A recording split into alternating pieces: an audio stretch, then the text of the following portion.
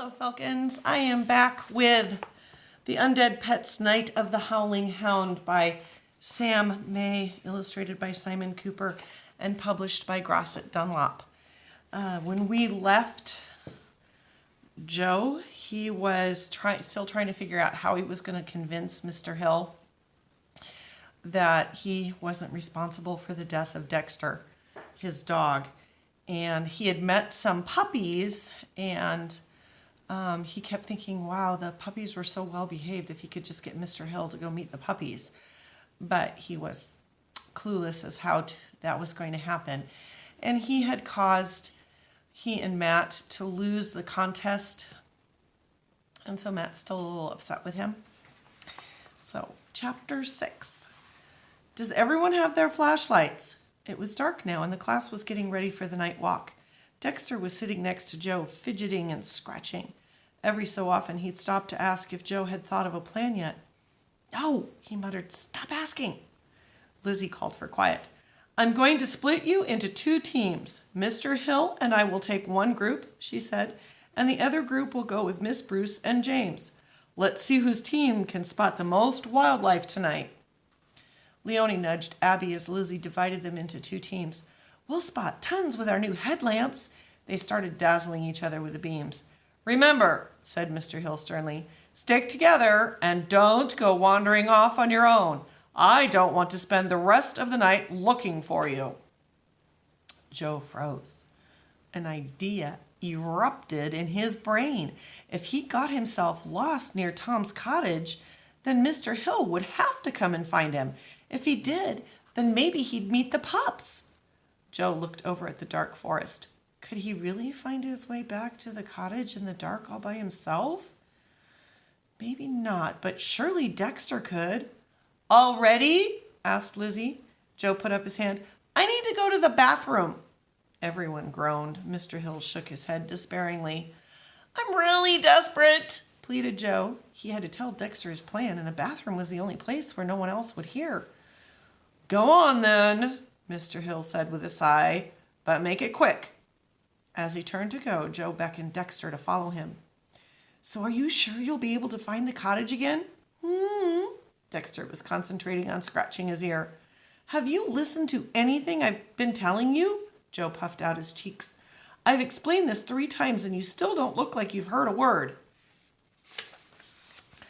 "Of course I have," growled Dexter. And you're sure you'll find your way?" "I'm part bloodhound. Bloodhounds can smell really well." Joe looked skeptical. Wasn't this the dog that always got lost when he went out with Mr. Hill? But it was too late to worry. Joe could hear Lizzie calling him. He hurried back to his group and they set off. "Remember to be quiet and keep your eyes open," she said as she led them down the path into the woods. The night air felt cold on their faces and their flashlight beams bounced off trees and bushes. "Will we see any badgers?" whispered Simon. "Maybe," Lizzie whispered, "but we'll have to be extra quiet to stand a chance. Keep a lookout for bats and foxes, too." "And ghost wolves," cackled Spiker as he and Harry pushed past to get closer to the front. Joe tried to stay at the back, but Mr. Hill had the same idea. He was making sure no one got left behind. "Don't go wandering off again," he whispered to Joe and Matt. "And stop dawdling." So here's a picture.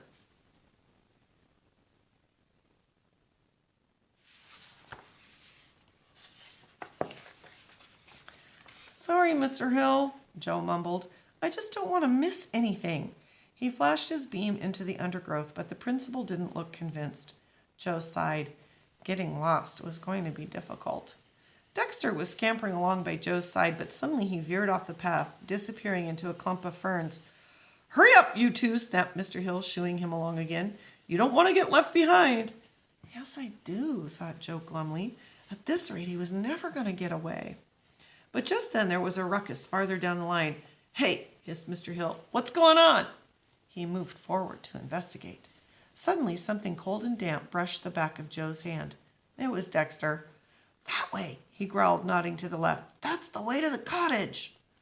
Joe scanned the area with his flashlight. He didn't recognize anything. He definitely couldn't see the path with the tree stumps that he'd been on earlier. "Are you sure?" he he whispered. But Dexter was already heading off. Joe was about to follow when he saw Mr. Hill coming back down the line. "Drat!" he muttered. Just then there was a whisper from the front of the line. "Badgers up ahead. Everyone, turn off their flashlights and be quiet." As the beams went out, Joe inched away from the group. He nudged Matt. "I think I saw a fox. I'm going to go take a look." "But you'll miss the badgers." "Back in a minute." And then he crept away. "Joe!" Matt called. "Quiet!" Mr. Hill hissed. And Joe was free. He moved quietly through the underbrush, following Dexter, but the dog was going much too fast, bounding ahead, leaping over ferns and fallen branches, leaving Joe behind. "Wait for me!" Joe whispered. He shone his flashlight around a bit, but he didn't recognize anything from that afternoon. "Are you sure this is the right way?" "Yes," barked Dexter. "Come on." He bounded off into the forest ahead of Joe. "Dexter!" Joe searched the trees with his flashlight. "Dexter, where are you?" He listened, but all he could hear was the sound of the wind rustling in the leaves above him. Joe shivered. Suddenly, the dark woods felt slightly spooky. He was entirely on his own. He was also totally and utterly lost.